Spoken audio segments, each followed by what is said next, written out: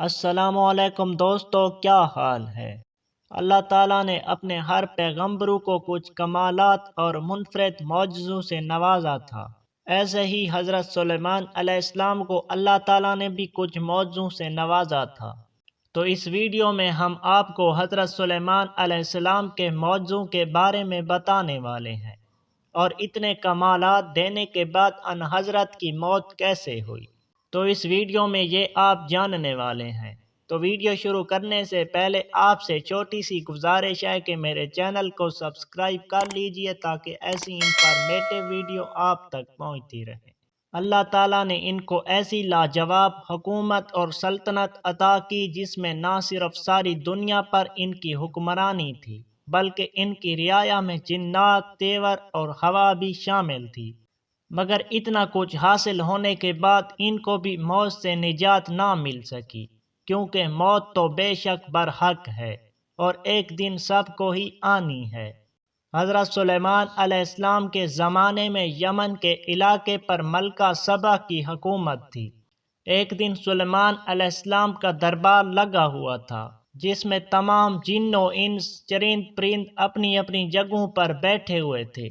دیکھا کہ ہدہد غیر حاضر ہے۔ آپ نے فرمایا ہدہد نظر نہیں آتا۔ اگر اس نے اس غیر حاضری کی معقول وجہ بیان نہ کی تو اسے سخت سزا دی جائے گی۔ ابھی یہ باتیں ہو رہی تھی کہ ہدہد بھی حاضر ہو گیا۔ سلیمان علیہ السلام کے دریافت کرنے پر ہدہد نے بتایا کہ میں اڑتا ہوا یمن کے ملک میں جا پہنچا تھا، جہاں کی حکومت ملکہ سبا کے ہاتھ میں ہے۔ خدا نے سب کچھ دے رکھا ہے، اس کا تخت بہت قیمتی اور شاندار ہے، لیکن شیطان نے اس کو گمراہ کر رکھا ہے۔ وہ خدائے واحد کی بجائے آفتاب کی پرستش کرتی ہے۔ سلیمان علیہ السلام نے فرمایا کہ اچھا، تو میرا خط اس کے پاس لے جا، تیرے جھوٹ اور سچ کا امتحان ابھی ہو جائے گا۔ چنانچہ ہدہد نے آپ کا خط لے کر ملکہ سبا کے پاس پہنچا اور خط اس کے آگے ڈال دیا۔ ملکہ نے خط پڑھ کر درباریوں کو بلایا اور خط کا مضمون پڑھ کر سنایا، جس میں درج تھا، یہ خط سلیمان علیہ السلام کی طرف سے ہے اور اللہ کے نام سے شروع کیا جاتا ہے جو بڑا مہربان اور رحم کرنے والا ہے۔ تم کو سرکشی اور سر بلندی کا اظہار نہیں کرنا چاہیے اور تم میرے پاس خدا کی فرما بردار بن کر آؤ۔ ملکہ سبا نے بہت سے تحفے تحائف سلیمان علیہ السلام کی خدمت میں بھیجے۔ آپ نے ان تحائف کو دیکھ کر فرمایا کہ ملکہ نے میرے پیغام کا مقصد نہیں سمجھا۔ آپ نے ملکہ کے سفیروں کو دیکھ کر فرمایا، تم نہیں دیکھتے کہ میرے پاس کس چیز کی کمی ہے؟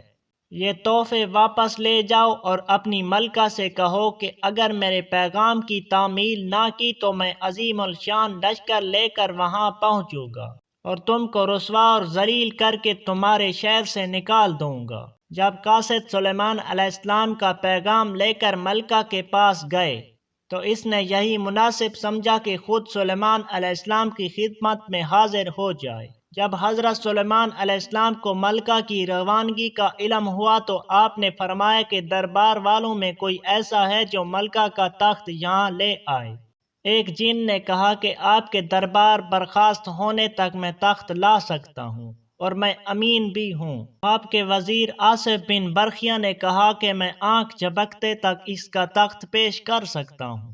اس نے اس میں عزم پڑا تو ملکہ سبا کا تخت حاضر ہو گیا، اور جو ہی سلیمان علیہ السلام نے مڑ کر دیکھا تو ملکہ کا تخت وہاں موجود تھا۔ اس پر سلیمان علیہ السلام نے اللہ تعالیٰ کا شکر ادا کیا اور فرمایا کہ خدا کا یہ فضل میری آزمائش کے لیے ہے تاکہ وہ دیکھے کہ اس حالت میں بھی اس کا شکر ادا کرتا ہوں یا نہیں۔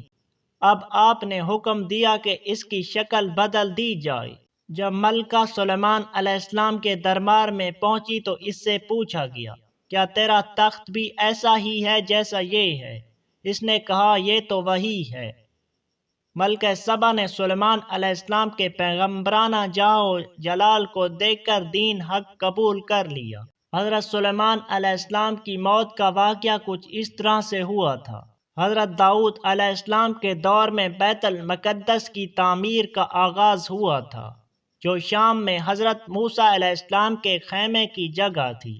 حضرت داؤد علیہ السلام نے بیت المقدس کی بنیاد بھی وہیں رکھی، مگر تعمیر کے مکمل ہونے سے قبل ہی حضرت داؤد علیہ السلام کی وفات کا وقت آ گیا، اور آپ نے اپنے فرزند حضرت سلیمان علیہ السلام کو وصیت فرمائی کہ وہ اس کی تعمیر اپنی نگرانی میں مکمل کروائیں۔ لہٰذا حضرت سلیمان علیہ السلام نے جنوں کی جماعت کو اس کام پر لگایا اور عمارت کی تعمیر کو جاری رکھا۔